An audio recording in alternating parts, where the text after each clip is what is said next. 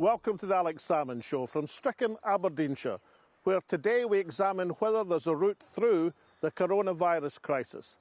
A pharmaceutical magic bullet still seems some time away. The acute treatments are improving but can do no more than mitigate the impact of this deadly virus. Meanwhile, the world economy is buckling from the draconian measures of social isolation which have resulted in the lockdown of almost a third of humanity. A number of countries, large and small, east and west, have thus far held the virus at bay by following the World Health Organization advice to test, to trace, to isolate. However, for those countries which fell at the first hurdle in March, can technology assist in a new public health initiative and offer a way out of the coronavirus crisis? Can the lockdown be eased with a test, trace, isolate policy now implemented? Today we asked Sir Harry Burns, the Professor of Global Health at the University of Strathclyde, to estimate where we are in finding a route through the crisis. And we look in detail at the tiny Faroe Islands, where thus far they've got the virus beaten. Only 2 active cases remaining and no fatalities. Is there something in their approach which can give a lesson to the larger countries round the world? But first to Glasgow and Tasmania, with your tweets, your emails and your messages. Thank you, Alex. Last week we discussed the psychological impact of COVID-19, and one of our guests was TV psychologist Emma Kenny, to whom David says, "Emma, well said on the show. You couldn't have summed up the wealth of relationships, working practices and mental health better. I've lived by those words and thoughts always," to which Emma kindly replies, "What a lovely tweet to receive." Pilar says, "Mental health is one of my major concerns during the lockdown. Fear and emptiness are our worst enemies. If we understand that, we're useful and that we're all working together towards the same goal, we will feel much better." Susan says, "The psychological tsunami is not inevitable. Let's use this situation to pivot our collective consciousness, prioritising relationships, play and presence." David MacDonald says, "Isn't there a very realistic possibility that if the world doesn't get back to work soon, that the lockdown is going to end up more damaging than the virus? Not to say that there shouldn't be some lockdown at this time." Louise says, "I worry for those who've lost their partners and are isolating alone and grieving alone." James Burton says, "NHS Scotland are heroes, and many, many others out there. Good on them. How lucky we all are to have them all." Hear, hear, James. Last week we also discussed the rising domestic violence figures during this crisis, to which Alison says, "Men are also at risk of domestic violence. Please let's not ignore this. Also, it is the least reported." Laura White says, "I hope all families who have lost loved ones will be getting assistance with funeral costs. No one seems to have mentioned this at all. When people are under financial strain, then they have the worry of additional funeral costs." Louise says, "The economic divide is causing a huge problem." When the World Health Organization told countries in March to test, some did and some didn't. Those who followed that advice are ahead of the viral curve. Those who didn't now wish they had. I'm now joined from Glasgow by Professor Harry Burns, Professor of Global Health at the University of Strathclyde and Scotland's former Chief Medical Officer. Professor Burns, this week the UK and indeed Scotland have announced a return to the test, trace, isolate strategy. How difficult will that be now that the virus has a substantial grip, even if the peak is past, according to the authorities? We need to make testing quite a routine thing, and it's far from being a routine. I mean, just to scare you a bit, some of the stories I'm hearing about people with clinical disease that suggest they have COVID, they go to one of these hubs that they are referred to where doctors are wearing all the full PPE and so on. They're told they probably have it. They're sent home to isolate in families where there may be other members of the family and so on that they're mixing with, and they're not tested. It's lunacy. And I'm seeing that, I'm hearing those stories from GPs and from other colleagues, and we just don't seem to have a grip of what we need to do. How useful will the new app, this smartphone technical device be in assisting to create an effective tracing and isolation regime? This app, it's an app that seems to have been in use several weeks ago in other countries, and eventually we're getting to the stage where we're going to be able to use it.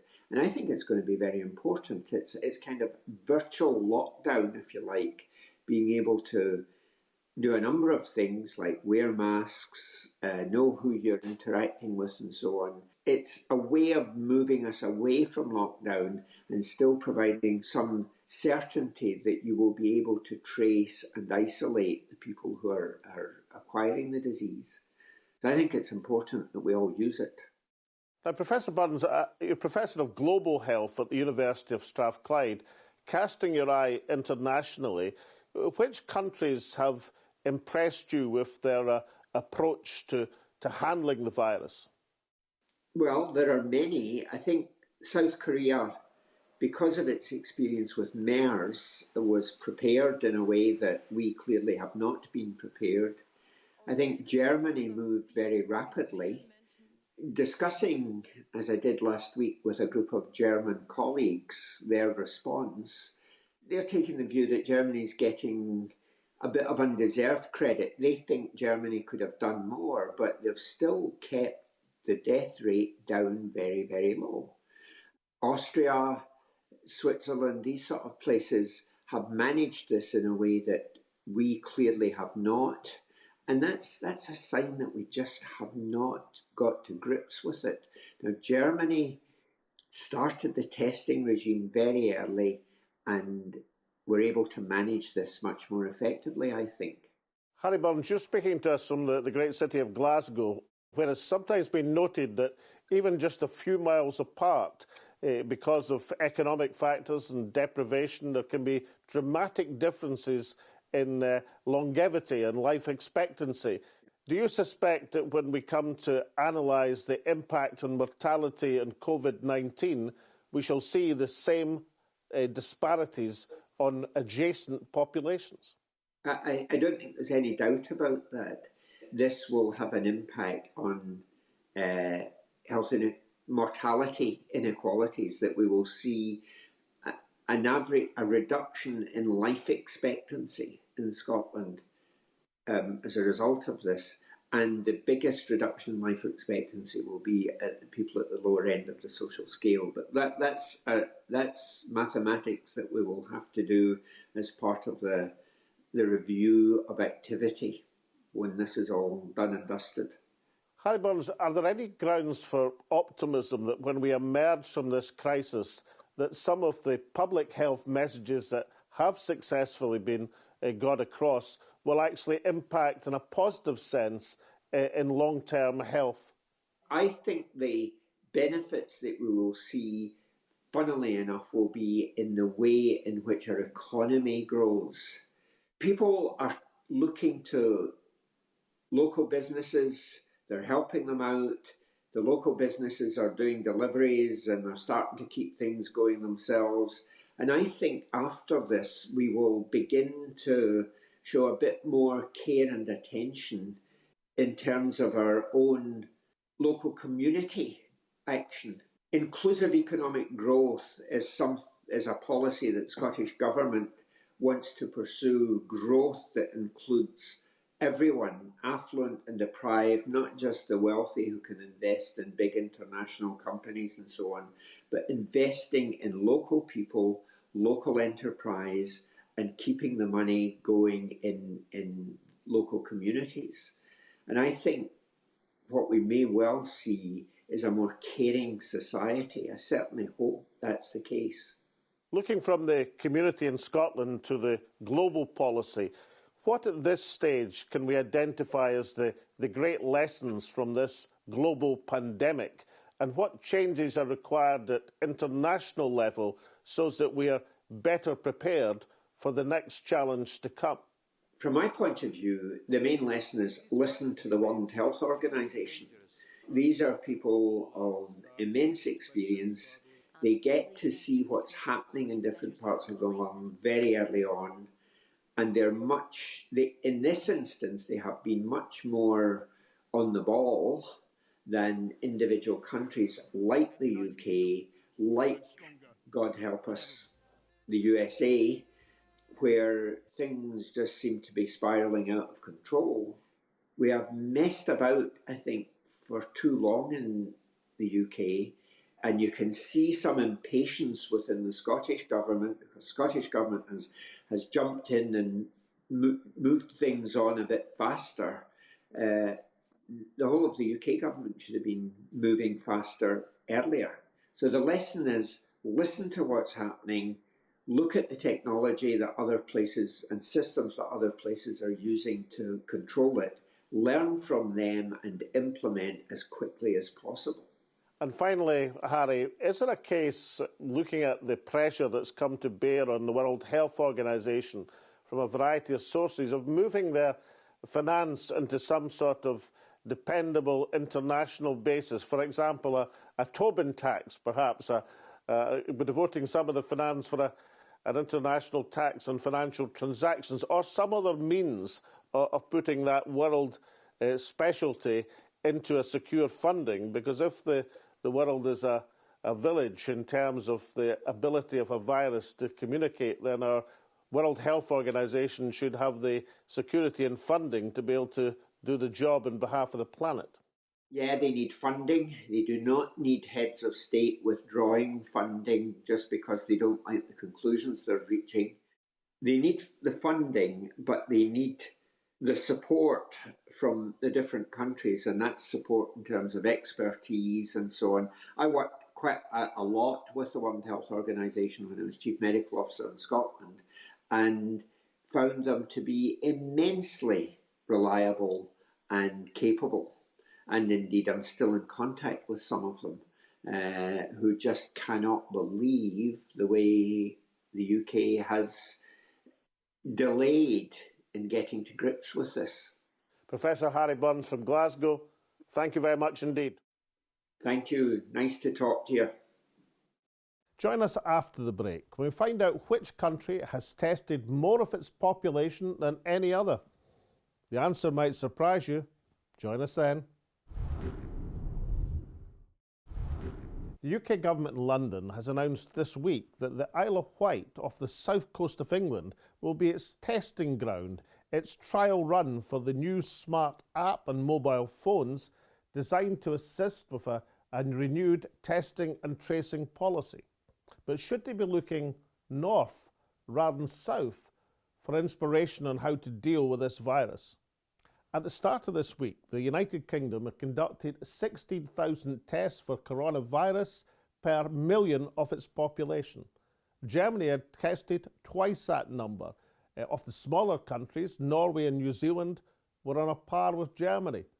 But all of these countries are left trailing in the wake of the tiny Faroe Islands.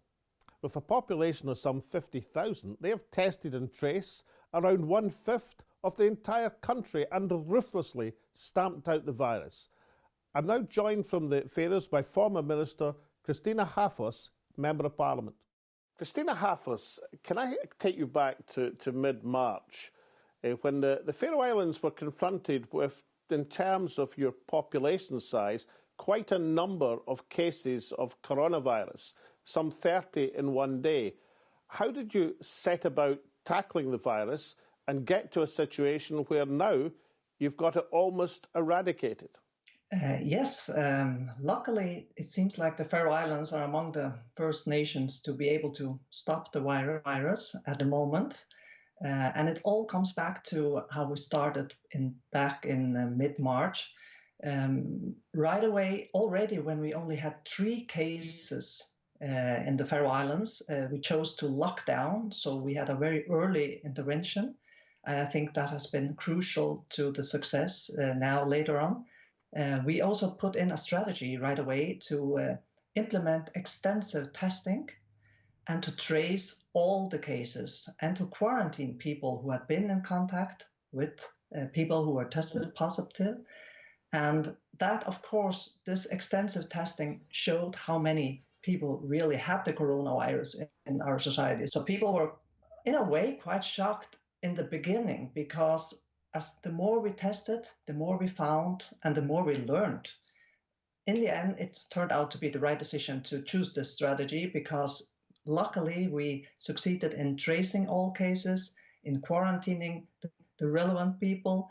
And at the moment, we only have like 2 active cases, and 99% of the 187 people who were tested positive have recovered. So right now, things are going good, but we know that can change. Now, Kristina, you've arrived at a situation where you've tested in the Faroe Islands almost 20% of your population. How does a small island group arrive at having the facilities to enable you to carry out such an exercise? The reason that we have such a relatively huge testing capacity is actually found in our salmon industry. Already 20 years ago, we had this huge virus outbreak in the salmon industry. And back then, we chose to invest in advanced laboratory facilities. And since then, each year, we perform thousands of virus tests in our salmon to ensure that the salmon is healthy. So back in January, when we heard about all this virus in China, a researcher at our laboratory recommended to the health authorities here in the Faroe Islands that we adapted the laboratory to make tests of viruses in people. So when we got our first case, 3rd of March, and started to test extensively, we were ready. We got the results within a few hours, and that has made it possible to stop the spread of the virus. Now, with your success in reducing the number of new cases to virtually zero, and with only 2 live cases of COVID-19 still under supervision, have you been able in the Faroe Islands to relax the economic lockdown? Yes, luckily we have been successful in stopping the virus.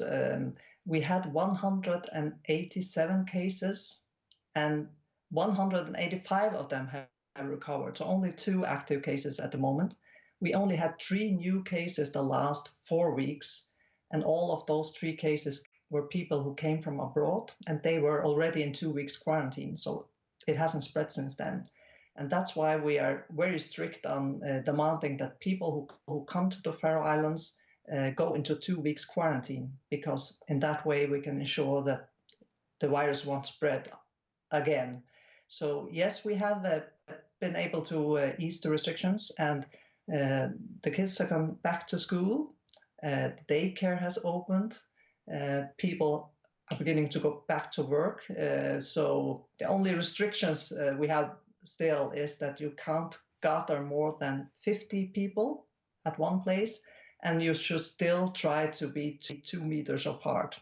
And I understand, Kristina, that yourself and your fellow MPs have offered to lend expertise to the Western Islands of Scotland, your neighbours, your nearest neighbours almost, over the Atlantic. I know there have been connections between the Scottish government and the Faroese government, and I just hope that they will also give some positive results, because I think it's very important if we could help each other through this very difficult times.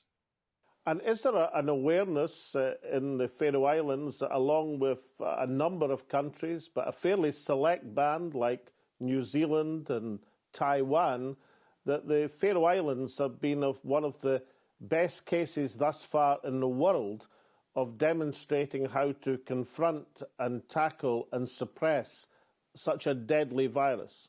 The things that we have in common is that we have all chosen this early intervention, that we went very early in with lockdown. In the Faroe Islands, we only had 3 positive cases when we locked down.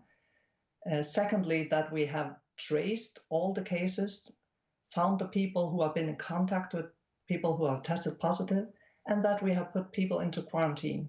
That has made it possible for us to reopen our society much faster, and hopefully also, you can say, the long-term damage, both economically, but also in other ways, because it's not healthy for people to be in lockdown too long. Kristina Hafoss in the Faroe Islands, thank you for joining us today. Stay safe and well done on your strategy thus far. Thank you very much, and thank you for having me, and wish you all the best and stay safe. The UK government is piloting its tracing app on the Isle of Wight. But in h-Eileanan, the local Member of Parliament, Angus MacNeil, says the Scottish government should be piloting its tracing policy on the Hebrides. I'm now joined from the beautiful island of Barra by Angus MacNeil. Welcome back to the Alex Salmond Show, Angus. A great pleasure, Alex. Thank you. Now, you've heard from Kristina Hafoss from the Faroe Islands about the systems that they've employed in these islands. Is that the sort of thing you want to see in the Western Isles? Absolutely. The Faroese system has been remarkably successful when you consider the amount of testing they've done, the cases they've found, and the way they've limited those cases. Even more so this weekend when we find out in my neighbouring island of Skye, there are 54 cases of COVID-19 proven positive there. That is more than a third of what the Faroese have found, or about a third of what the Faroese have found. And it's absolutely astonishing that one island can have that. But of course, when we're following the flawed UK system of just cross your fingers, hope for the best as we're all in lockdown, magically waiting for the virus to go away, that will happen. So this serious outbreak in a nursing home in Portree in the island of Skye, is that an emphasis for you, if it were needed, that island communities are in no senses immune from the spread of this virus? Absolutely, and the only thing that can limit the virus, as I think the Faroe Islands and Iceland have shown, is proper policies and aggressively chasing the virus. That's why I've called for a pilot in my constituency in the Outer Hebrides to ape basically what the Faroe Islands have done and what Iceland have done, and that is when we find somebody positive, we go and look for all their contacts, test them, quarantine them, and make sure the virus is not going any further. To sit back as we're doing and waiting for the virus to come knocking at the door means you will find pockets of 54 cases all at once. Now, in the last week, the UK government in London have announced a pilot scheme in the Isle of Wight, just off the south coast of England, for their new intelligent phone app to assist with tracing. Is this what you mean for Scotland, or are you thinking of something more encompassing? I wish them well in the Isle of Wight with their trial, and I think they're fortunate to be one of the best areas, one of the best areas of England to test the app. But I think when all said and done, the app will only take you so far. We need something bigger and better, and the bigger and better thing is to test, to trace, to track where the virus is, exactly what the Faroe Islands have done. And they've even been kind enough to offer us in the Hebrides assistance, both from government level and from private company level, to ensure we have the capacity to achieve this test, trace and track of the virus. And I think that's something that we should be grateful to them for. Now, we've heard from the Faroe Islands that they adapted their testing regime for salmon farming to find salmon viruses and used that rather cleverly in an innovative fashion to give them the testing facility required to track down COVID-19. Is this what you've got in mind for the Western Islands, or are you going to use one of the Army mobile units like the one that's been sent to Skye? Whatever comes, we need to increase the capacity. I mean, we should firstly be congratulating the Faroese on their ingenuity and their self-starting. They haven't sat back and wait for somebody else to come and do things. I have a health board that's sitting back at the moment and, quote, awaiting guidance presumably from the central government policy to change in Edinburgh. So what is there is the technical and the hardware to do the testing. What isn't there is the political lifting of the pen to change the policy that will enable them to do so, or indeed even the demand from the health board to achieve that as well. So this is where the logjam is, as far as I can see, within Scotland and within the wider UK. I think we need more autonomy. But surely the Scottish Government has indicated that they are moving back to a test, trace and isolate policy. Can't the Hebrides just wait for that to be rolled out over Scotland? Why do we need a pilot scheme in the Hebrides? Well, it's written that man can tether neither time nor tide, and don't think that man can tether the movement of a virus either. We have to be lightning quick, and to be indicating we might do something at some point within a week or two's time really isn't good enough when we have the capability to do it now. So I think things need to be a bit quicker. We can't tether the movement of this virus, as the outbreak in Skye shows. 54 people on our doorstep are positive all of a sudden. This could have been us, perhaps, in just a slight change of circumstances. They're actually quoting from Scotland's national poet Robert Burns, but shouldn't you be giving us pearls of wisdom from some Gaelic seer from Barra? Well, I think you're getting the pearls of wisdom at the moment in this interview, and I hope that actually, they're not really my pearls of wisdom. I mean, they are the pearls of wisdom of the World Health Organization. When I spoke to the Faroese health minister, the situation, I asked him, what did you do? He said, quite simply, we just followed the World Health Organization guidelines. It's not very difficult. You just do that, and you do it well. And that's what they've done, and that's why they have tamed, at this moment in time, coronavirus. Indeed, Iceland and New Zealand and many other jurisdictions have done that as well, simply by following the good advice that was given, not trying to reinvent the wheel, which is what happened in the UK post March the 12th. Angus Brendan MacNeil from the wonderful island of Barra, thank you very much for joining us today. Very welcome, thank you. There are many things about coronavirus we do not yet fully understand. However, some things we do know. We know that this virus attacks the elderly first and foremost. We know that people of colour are vulnerable. We know that it's highly infectious. We also know that those countries which followed the World Health Organization advice to test, to trace, to isolate are ahead of the virus curve. Those who didn't are still locked in its deadly embrace. Now, when New Zealand and Iceland are cited as countries which have handled this virus well, people say, but they're small countries and they're islands. But Taiwan is not a small country, and Germany is neither an island nor a small country. In any case, small countries have by definition the resources of small countries. Where they have been successful is because they've followed international best practice and adapted the resources they've had to meet the challenge. In the Faroe Islands, as we have heard, they've used the laboratories they've had for testing for salmon viruses to come to the help and aid of their human population. The larger question, the much larger question, is whether those countries which failed in March to implement tracing and testing, can they now reintroduce it as a means of escaping from the ruinous economic lockdown, and can this be done without letting the virus loose once again? Of one thing we can be absolutely sure: technical apps through smartphones may provide a useful addition to a policy, but in themselves they are no substitute for boots on the ground, or at least personnel manning the phone banks and implementing a proper policy of testing, tracing and isolating. And so from Tasmina and myself and all at the show, it's stay safe, goodbye for now, and we'll see you next week.